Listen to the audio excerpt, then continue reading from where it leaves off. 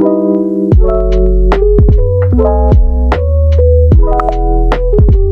hello madiscarding nanay. Welcome to Ria's Vlog. Magluluto tayo ngayon ng ugat ng gabi. Ano ano to? Sa ibang tawag? Pakwang. Ayun. Pakwang. Yan. Pakway. Sorry naman. Yan. Napakasimple lang ng ano niya, yung kanyang mga ingredient.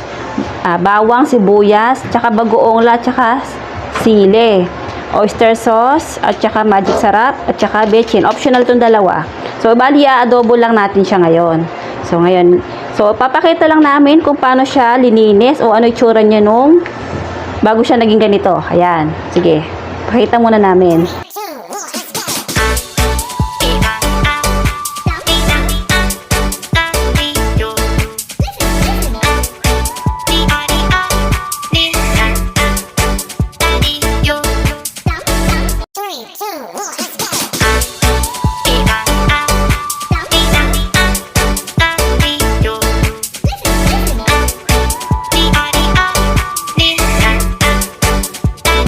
Yan, lutuin na natin.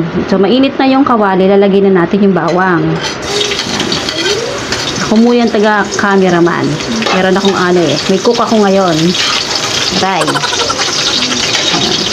So, ibabrown lang natin yung bawang. Diba? So, yan. Ibabrown lang. Tapos, isusunod na natin yung sibuyas. Bali puti ang ginamit namin. Yun kasi ang aming available. Ay, aray. So, susunod na natin yung ano dyan. Yung bagoong. So, kailangan igisang mabuti yung bagoong. Very simple.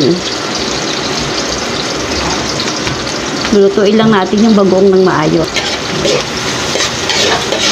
Kailangan lutong-luto. Si Chef Ryan ang magluluto ngayon ng adobong ugat ng gabi. So, sabi ni Chef, unahin daw ang sili. Yan. Para maanghang. Hindi kaya tayo ubuhin ito. Okay. Dinikdik niya.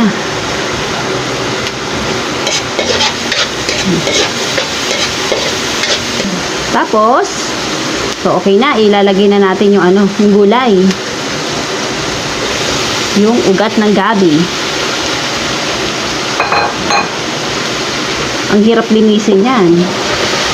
Kung nakita mo doon sa namin pinakita, halos hindi mo siya matapos talaga. Sobrang hirap niyang balatan. Actually, hindi naman siya makate. Hindi katulad ng gabi talaga. Mahirap lang siya talagang linisin. Bali, first time namin magluluto ng ganito at kakain ng ugat ng gabi. Kaya wala kaming idea kung ano talaga ang lasa niya. Nakita lang din namin to sa sa YouTube, kaya gaya-gaya kami. Yes. So, maglalagay na tayo ng bechin, pero optional yan mga mami ha, kung ayaw niya ng may bechin. Kami gusto namin. Yan. Para malinamnam. Konting magic sarap. Optional din. Yan. Halo na, darling. Oh. Masarap pala, may tagaluto ka talaga.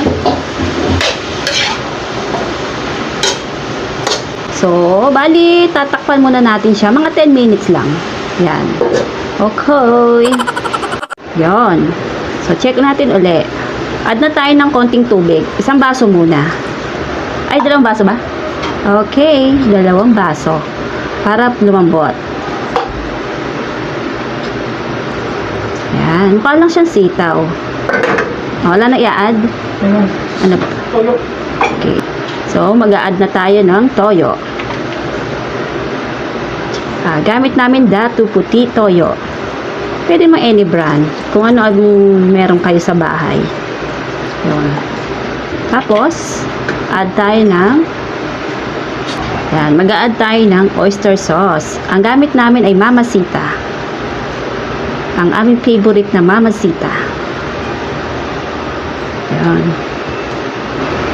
Tapos, maglalagay kami ng konting paminta. Ayan. So, yan. Haluin na. Diba? Malalaman natin kung ano lasa ng ulam na yan. Simple pero masustansya.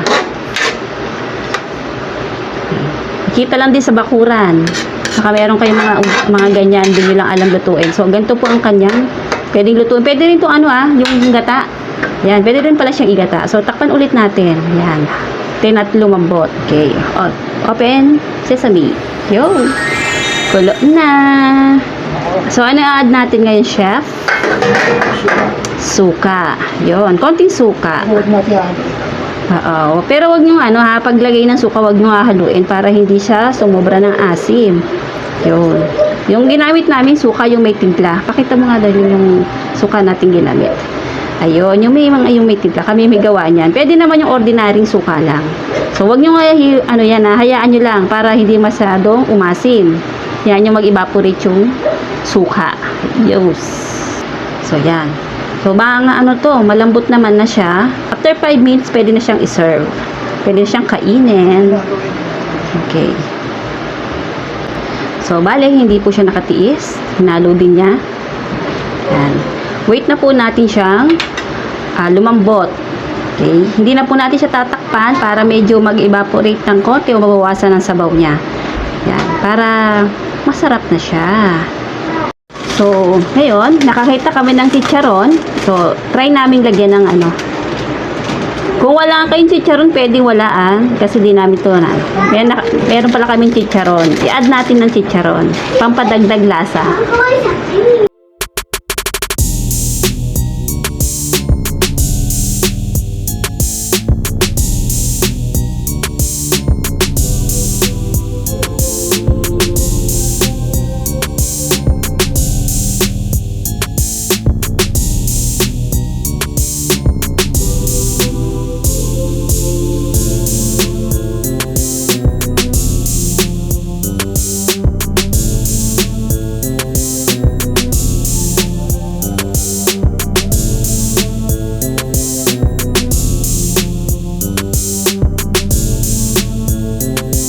Tikman natin kay Ann.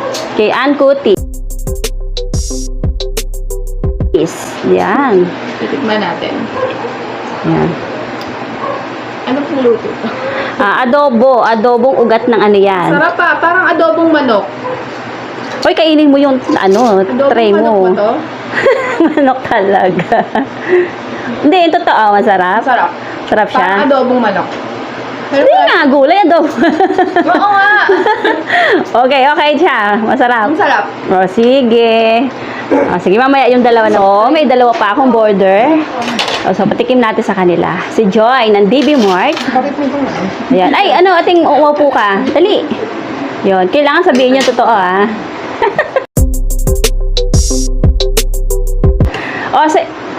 Yan. Tikman nyo, para malaman nila kung ano lasa ng ugat ng gabi. Ate, ikaw? Sarap po. Ito, sabi ni lasa daw adobong manok. Sarap po. Ano lasa? Di ba? Yan, sabihin nyo sa Ang sarap. walang halong biro yan. Masarap yan, Okay, thank you. Ano po ang aming video.